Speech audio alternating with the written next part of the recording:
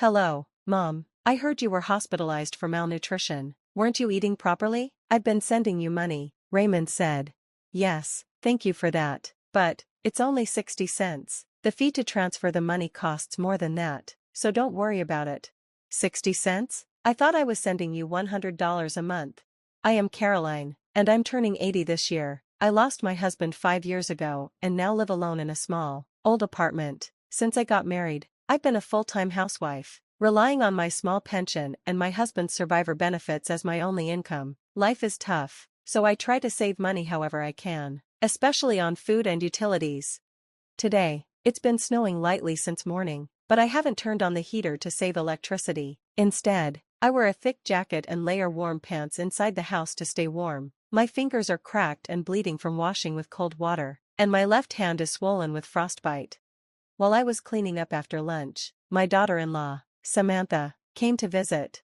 Hello, mother-in-law. I brought your medicine for the week. It's the usual $80. Samantha brings me medicine every week. Raymond cares for me too, but he's very busy as a pharmacist at a large hospital, so Samantha helps me out. A few years ago, Samantha would take me to my checkups, but now she just delivers the medicine to save money. Still, it's expensive for me, but I'm told that stopping the medication would make me feel worse, so I keep buying it. Samantha used to work as a pharmacist like Raymond but now works part-time at a local drugstore. I'm grateful for her help, but today, I asked her, by the way, have you seen the box of rice crackers I kept in the drawer? The one with the children's scribbles on the lid? It's been missing since last week. I pointed to the dresser in the back. Last week, I'd asked Samantha to tidy up the area, but since then, I couldn't find the box where I kept my savings. Samantha looked surprised. A box of rice crackers? I don't know anything about that. Maybe you put it somewhere and forgot. Please don't blame me. She looked upset, took the money for the medicine, and left.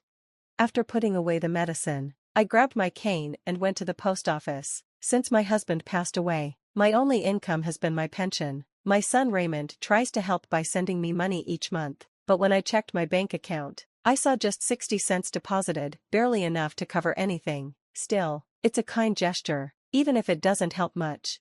After the post office, I headed to the local grocery store, where I know the owner, Dane, who's in his 60s. He's always friendly, and he lets me buy leftover or slightly damaged vegetables at a discount right before closing time. I always shop late to get the best deals. Today, I bought some bruised turnips, radishes, and wilting spinach from the grocery store. When I got home, I pickled the turnips and radishes in my homemade brine. These brine pickles, which I've made for years as a hobby to save money, have a great flavor and texture. I had a simple but tasty dinner of spinach and pickles. Lately, though, my health has been getting worse. I feel dizzy when I stand up, and even small movements leave me out of breath. My nails and fingertips look unhealthy too. Maybe my body is weak, because I haven't been eating well, trying to save on food expenses. I've had health issues in the past, but I usually brushed them off as part of aging. Recently, though, the pain has become unbearable, and the dizziness is getting worse. I decided to call my daughter-in-law, Samantha, to ask if she could take me to the hospital. Are you sure you need the hospital just for dizziness? She asked. I'm really busy, and so is Raymond. Can we do it another time? Disappointed, I hung up. Even if I did get to the hospital, I'd struggle to pay for both the medical bills and the transportation. Samantha asked me not to contact Raymond, saying he was in a crucial period at work and to only reach out if something urgent happened. One day, while chatting with Dane, the friendly grocery store owner, I suddenly felt another intense wave of dizziness. I couldn't support myself, even with my cane, and had to squat down. Dane hurried over, asking, "Are you okay?" "I'm just a little dizzy, nothing serious," I tried to assure him, but when I forced myself to stand up, the world spun, and I fainted. When I woke up, I was in a hospital bed with Dane sitting beside me. I had an 4 drip in my arm. Dane explained that after I collapsed at his store, he called an ambulance. I'd slept through the night, and it was already morning. The doctor told me I had anemia, caused by severe malnutrition. My bones were weak, and my condition was more serious than I had realized. I worried about the cost of the treatment and wanted to leave, but the doctor insisted I stay hospitalized for a week. Dane looked at me, concerned. "Caroline, I always tell you to eat properly. I was really worried when you collapsed like that." "I'm sorry for making you worry, but I don't have any money." "Don't you have an eldest son?" Dane asked. He works at a hospital, doesn't he? He should be able to send you some money. He's a pharmacist, and he does help. I smiled weakly, unable to say more.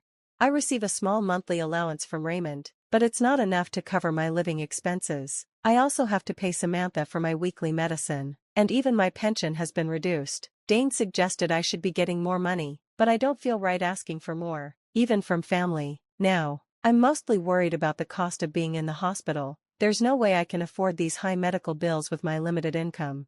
Another worry crossed my mind, my rice brine pickles. If I don't stir them every 3 days, they'll spoil. After thanking Dane for helping me, I tried to find my phone to call Samantha, but the battery was dead. I don't remember Samantha's number, but I've memorized Raymond's since it's similar to my home number. Even though Samantha told me not to call him, I couldn't avoid it this time, so I borrowed the hospital phone to reach out.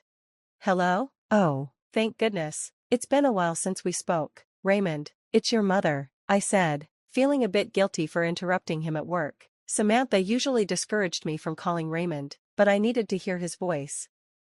Mom, where are you calling from? Raymond asked, sounding surprised. Reluctantly, I explained that I'd collapsed and was now in the hospital. He sounded shocked. What? Malnutrition? Mom, haven't you been eating properly? I've been sending you money for that reason. I'm so grateful for your help, Raymond, but, well, I've been getting just 60 cents a month. It's a sweet gesture, but I'm sure the transfer fees cost more than that. 60 cents? What do you mean? Raymond sounded puzzled. I told him about the 60 cents I'd been receiving each month, letting him know I appreciated it, even if it wasn't much.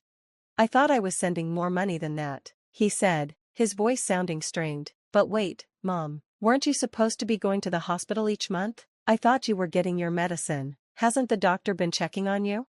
Samantha brings the medicine to me every week, I replied. I haven't been to the hospital in years. Lately, I've had bad dizziness and heart palpitations, and I did want to go, but when I asked Samantha, she said she was too busy.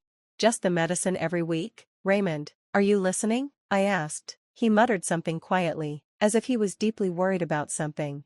Anyway, I know you're busy, but could you bring me some clothes and my insurance card on your next day off? Also, please stir the rice brine pickles every 3 days, I said. Raymond replied, I have the keys to your house, so I'll leave work early today and go there. Don't worry about the hospital bills, I'll be there by this evening. Raymond sounded preoccupied, but I was grateful he was coming right away. I reminded him, make sure to wash your hands and stir the pickles with your bare hands.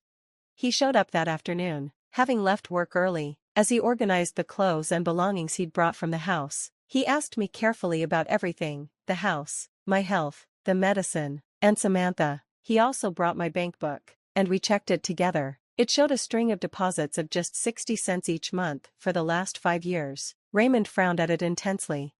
Since our morning call, Raymond had seemed unusually tense. I'd tried calling him a few times each month before this, but he'd never picked up or called me back. I felt bad for making him leave work early today, so I apologized casually, but he just asked me a series of questions. Then, he quickly pulled out his phone, typing intently. I wondered what was going on.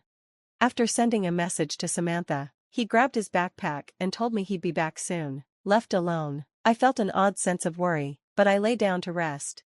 That evening, Raymond returned and asked how I was feeling. After receiving 4 fluids and finally sleeping in a warm bed, I felt much better. We were chatting and snacking on some fruit when Samantha entered the room. Oh, mother-in-law, how are you feeling? Raymond, you took off work, huh? Samantha asked, giving a forced smile as she sat next to Raymond.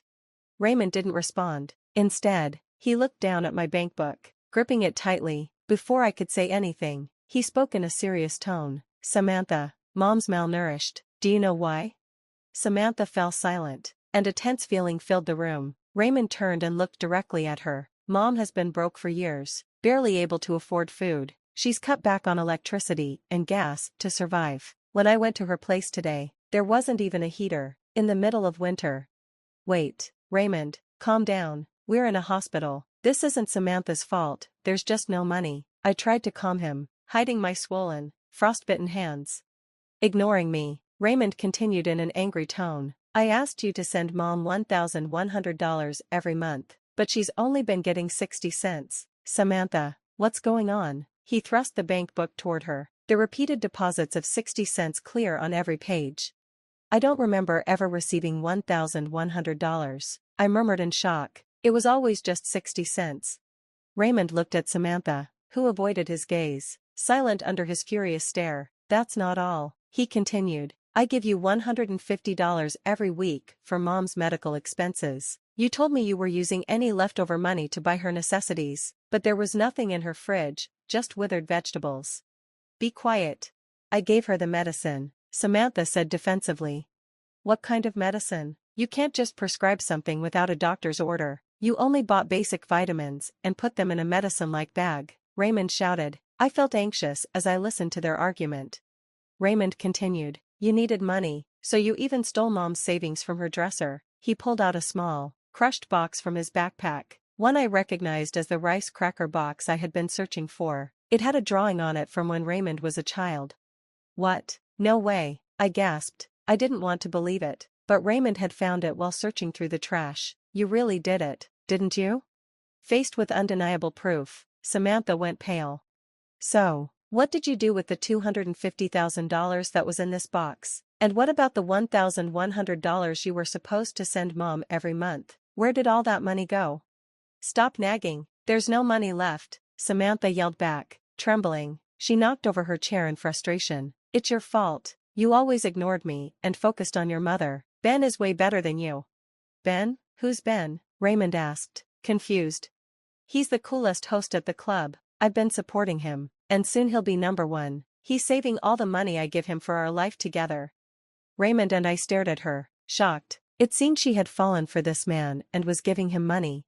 All right, Samantha, let's get a divorce right here. You should go after that guy, Raymond said quietly, pulling out divorce papers from his backpack and placing them on the table. Sign the papers and pack your things tonight. I'll stay at the hospital. What? Don't be selfish. You can't just decide that, she protested. Do you realize what you've done? Faking medicine and stealing money? If you don't want a divorce, we can go straight to the police, Raymond replied.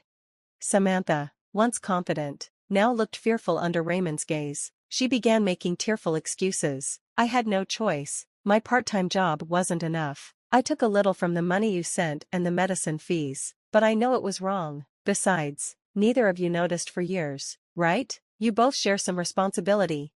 Enough. You went through my phone and blocked Mom's number. You deliberately kept us apart. Raymond slammed the divorce papers down hard. Anyway, this is goodbye. You will pay back every penny you took from us, or we'll go to the police. Finally realizing the severity of her actions, Samantha had nothing to say, tears in her eyes. She signed the divorce papers and left that night, like she was running away. Raymond demanded that she repay all the money she had taken over the past 5 years, which added up to over $900,000. I was shocked to learn the amount. Samantha later lost contact with the host and was banned from the club after causing a scene. Rumors spread, and she was fired from her part-time job. With no income, she struggled to find a place to live and had to sleep in internet cafes. What happened to her after that is unknown. I had almost given up on recovering the money, but her family learned about the situation and decided to repay the debt in small amounts. I was grateful for their effort, even if it wouldn't cover the full amount. After leaving the hospital, Raymond and I started a peaceful life together in the house Samantha had left. I had endured a tough time being exploited by her, but now I was eating well and my health was improving. Dane, the greengrocer who had always worried about me, finally felt relieved. I continued to make my specialty pickles. What had started as a hobby for saving money turned into something I shared with Raymond, who helped me improve my recipes. In a few years, my pickle channel became hugely popular, and I earned a good income from it. I had always thought making money was impossible for me since I had never worked full-time, but I learned the joy of bringing happiness to others. Now, I live a fulfilling life every day.